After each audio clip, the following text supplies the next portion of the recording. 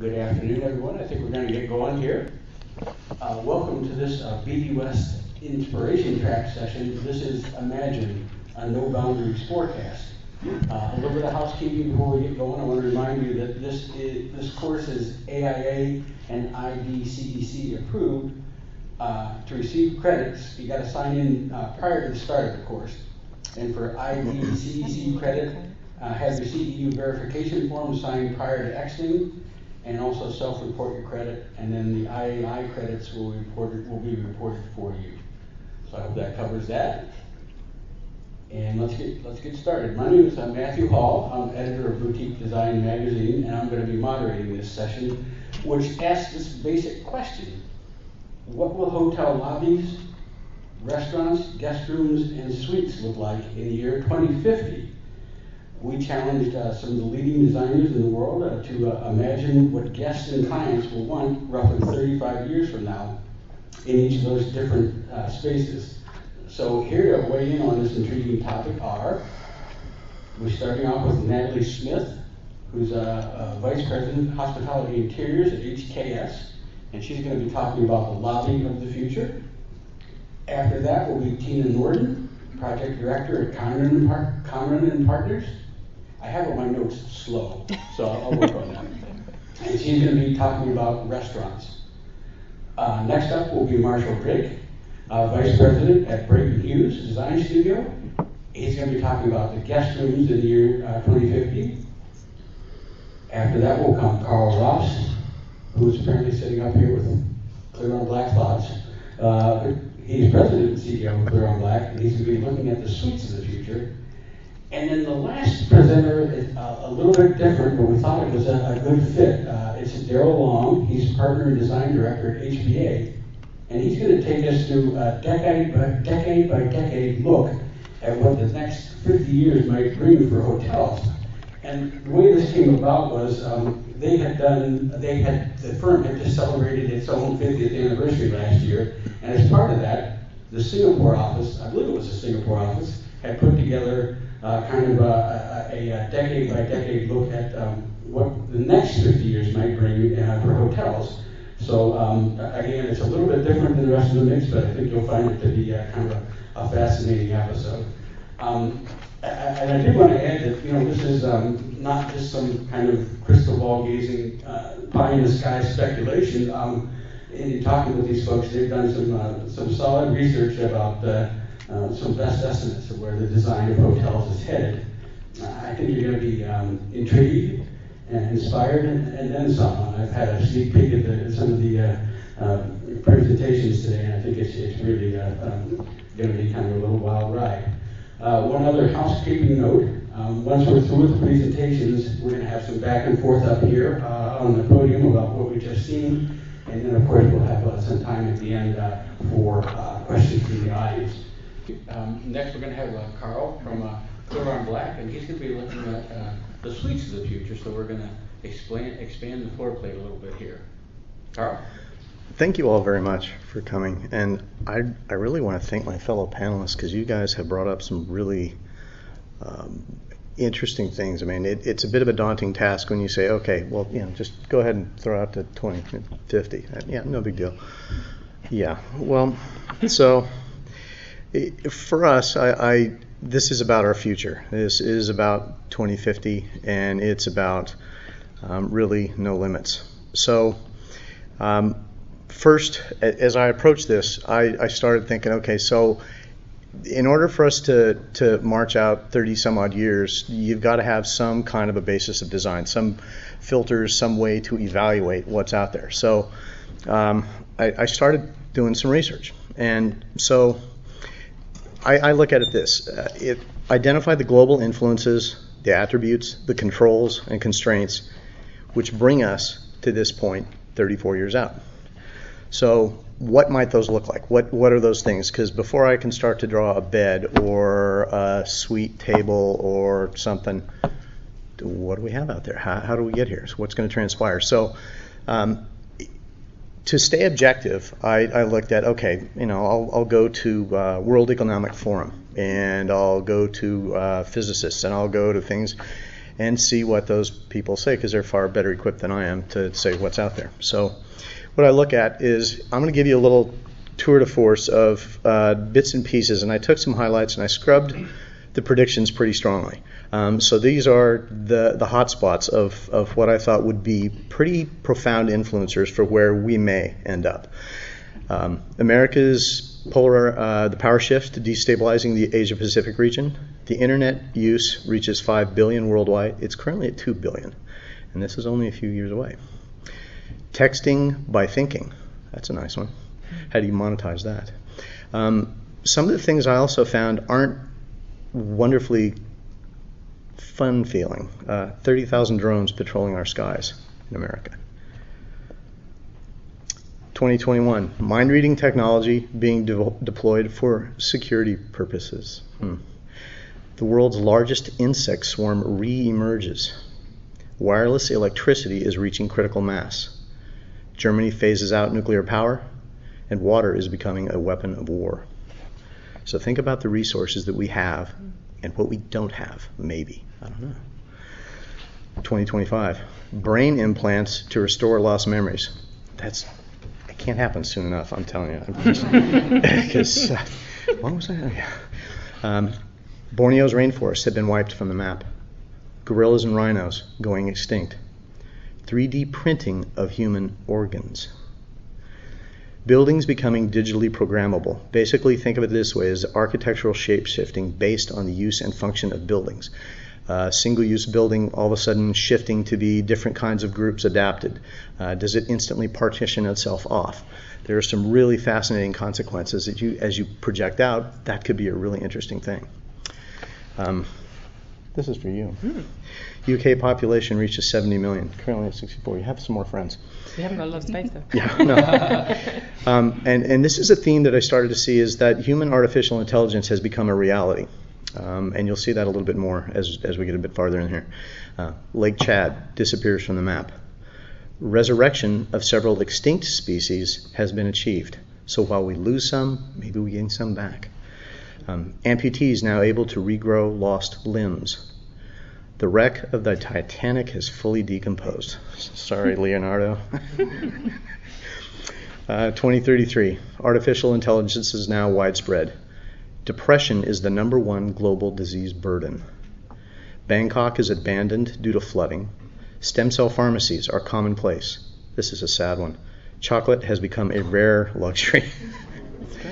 I know, right? Holographic wall screens. And Marshall kind of touched on this, and Natalie and Tina as well. It's like, okay, so what's out there technology-wise? Lung disease in China has killed 80 million. 2039, final collapse of the European Union. The Arctic is ice-free during September.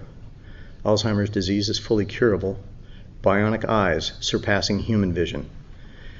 This one is pretty interesting. Beam me up, okay? Teleportation of complex organic molecules. So Matthew kind of touched on that, like, so how do we get to the guest room? Well, maybe you just reappear. Full immersion virtual reality. So virtual telepathy is dominating personal communications. Global population reaches 9 billion, currently 7.4. Humans are becoming intimately merged with machines. Air accident fatalities have been eliminated. Our Gulf Coast cities are abandoned due to super hurricanes. 49, genetically engineered designer babies for the rich. Marketing opportunities for those of you out there. This is in sales. Fully autonomous, intelligent military aircraft. High-tech, intelligent buildings revolutionize the urban landscape.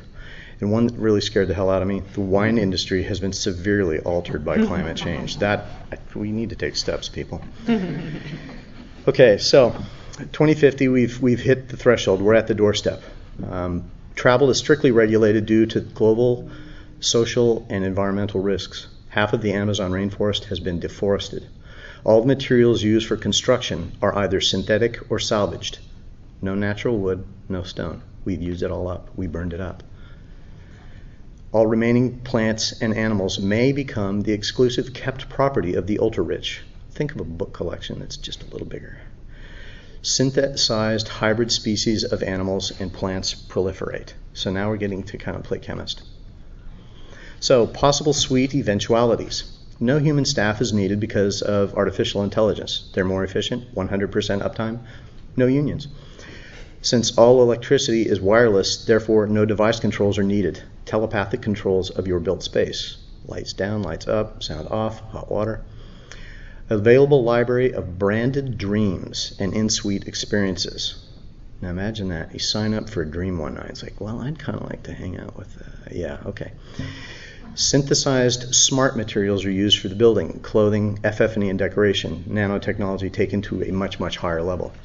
The hotel infrastructure systems are an extension of a seamless healthcare and nutritional network, part hotel, part hospital.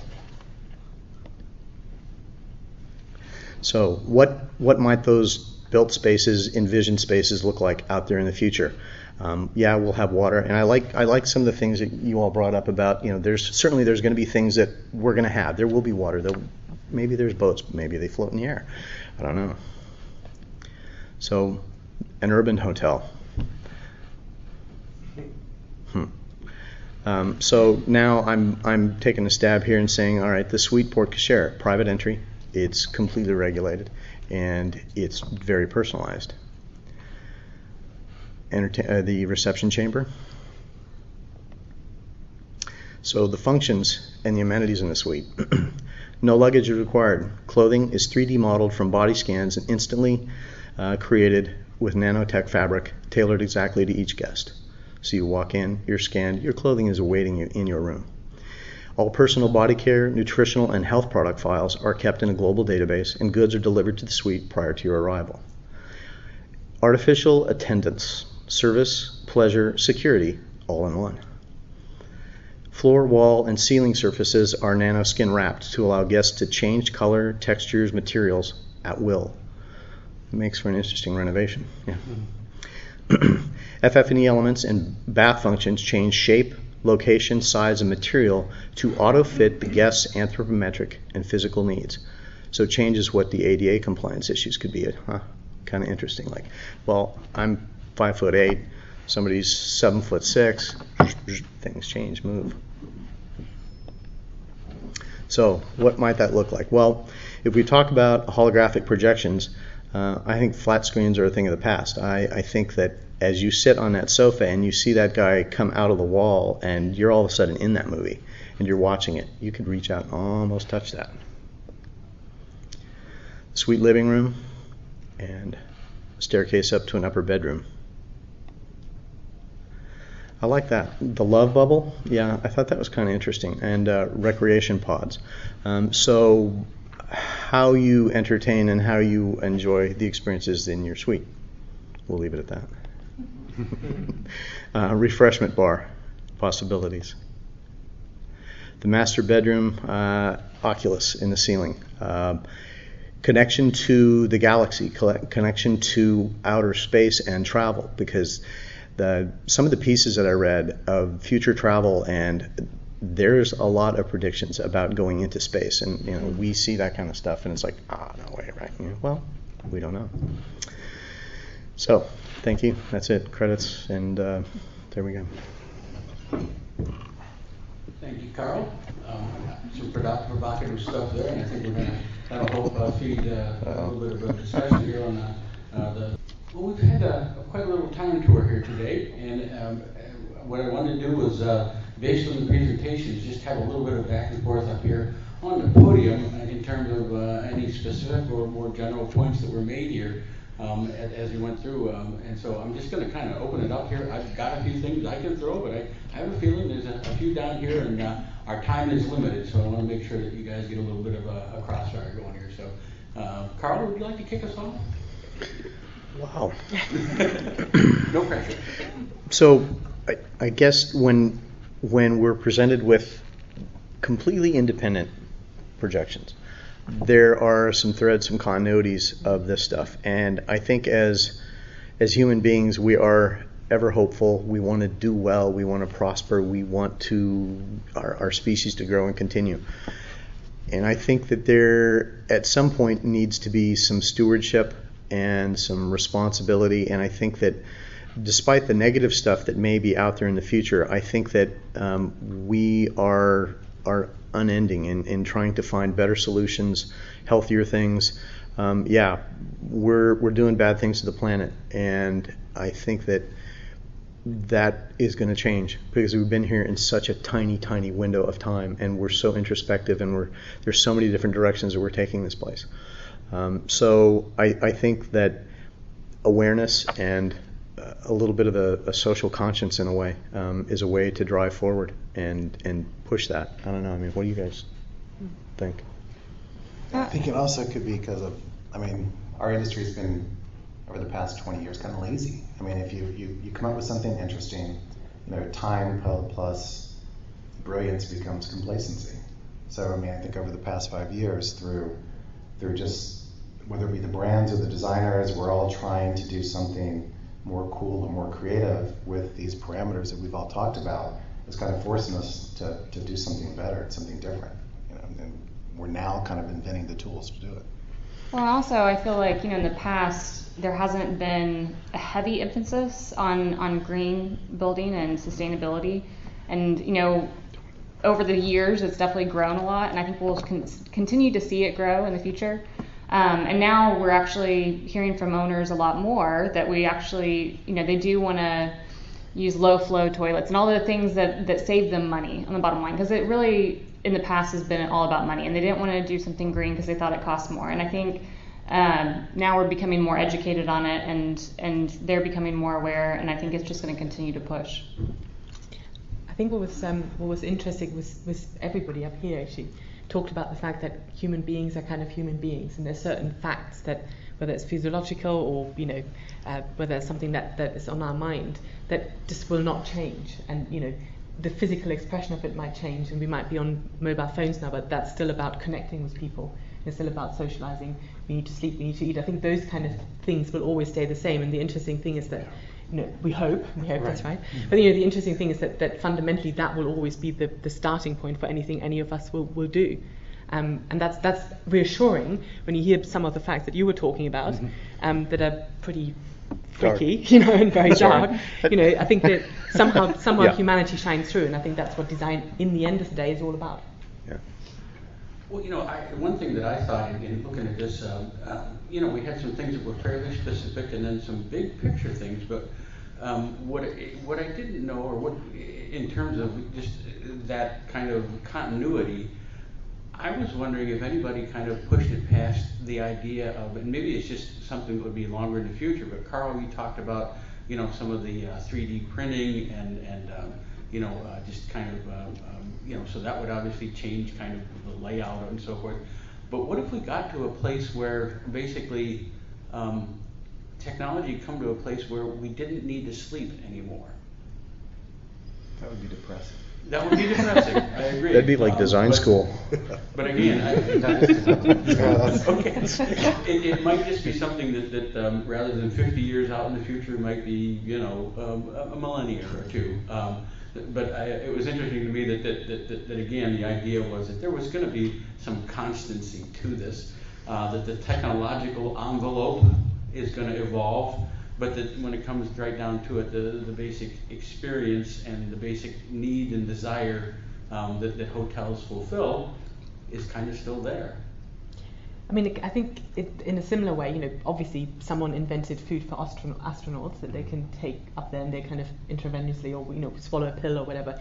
Hasn't really taken on with all of us, has it? Because actually we enjoy eating, and we like the kind of pleasure of food and whatever.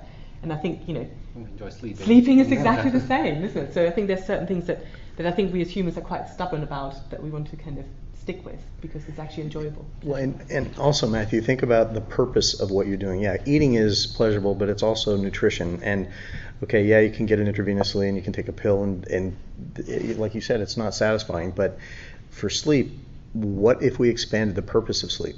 What if that became another reality that you could extend in? And it's not your straight 8 hours, maybe it's 72 hours, maybe it's 6 weeks and you're asleep and you go and travel and you do all kinds of stuff, and yet you never leave that space in your room. High-tech hibernation, huh? Yeah, well, I don't know. Yeah. There's actually a big thing in your presentation where you talked about that travel might be restricted in the future, which actually that fundamentally affects any of this, doesn't it? Because if people don't travel as much anymore, then you don't need hotels. And so is it because of the fuel cost? Is it because of technological stuff? Is it because personal risk? Is it related to only the ultra rich, or it's the backpackers? What happened to the family vacation in the station wagon rolling across the country? So what's the purpose of travel at that point? We'll be dead when that happens. No. Well, we are getting close to the top of the hour, and as promised, I just want to make sure that I give an opportunity for any questions from the audience. If you do have one, we've got a mic up here that you could use so that everybody can hear it. But again, did want to open it up and see if anybody had any questions for our panelists here. Come on, come up. Don't be shy. Be that guy, Rich. I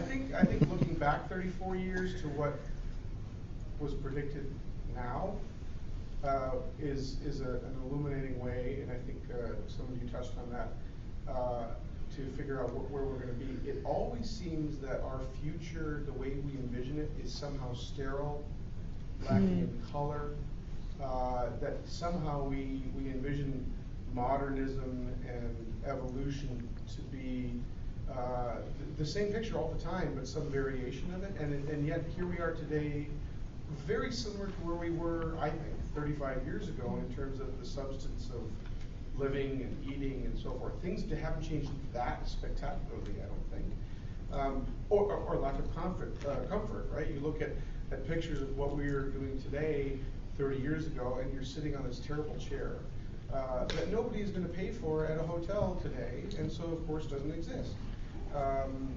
So I think part of the answer is it's not going to change that much. I know we're here to find out what the revolution is going to be, but it's probably going to be incremental evolution and not so much different from today, unless there is a huge, what you said was really struck me, is that something as paradigm shifting as maybe sleep itself is going to change. That would have a massive impact on hotel. But I don't see a whole lot of other things having a massive, besides travel restriction, of course, but a massive impact on hotel. I don't know, that's just mine. Any other thoughts out there? Yes, sir. Natalie, you touched a bit about sustainability. But my question is, where do you see the interior of the hotel in the future helping with that? I know any business organization, especially hotels, are very wasteful. So this is a question for everyone. What do you think the industry will do in the future to help minimize that, just to be more sustainable, reducing our carbon footprint? You mean in the actual design of the space? I think there's using sustainable materials and that have low VOCs, no outputs, those kind of things that can be recyclable. I think the fabrics and the textiles and the stones, woods that we use and everything can help in that. I mean, a lot of it really is, I think, in the mechanics and the HVAC systems and all of that are more so going to influence it versus actually the furniture pieces and things that we put in. But I think definitely we can do our part by using sustainable materials. I think we need to try and normalize sustainability. Mm-hmm. What always annoys me is when it becomes this kind of specialist subject. And quite often it's down to persuading the client, the owner, to spend the extra money that at times it costs. It's just making it normal. That's just what we do. There is a scarcity of timber, so you use FSC rated or whatever it might be. And it's just part of your normal process of designing rather than it being a specialist subject and something that is kind of unique to a project. It's actually just what we do as designers. And I think that's the important thing. And that can really come out of design schools, I think. That's probably one starting point. Because if young designers are trained with that thought process from the beginning, it becomes normal. My partner teaches interior design, so that's close to my heart. But also in offices, when we get young designers coming in, it's just something we want you to think about all the time and not just, on special occasions. So I think that's the key for me. It needs to be normalized and just be part of every day. That would be an evolutionary step, wouldn't it? So, kind of seems to be what we're talking about here today. Natalie, you look like you had something. No, I was just going to say I definitely agree with that. I mean, I think that's right on. All right, folks, so listen, we're hitting the hour mark, and so if we could have a round of applause for our panelists. Thank you, guys.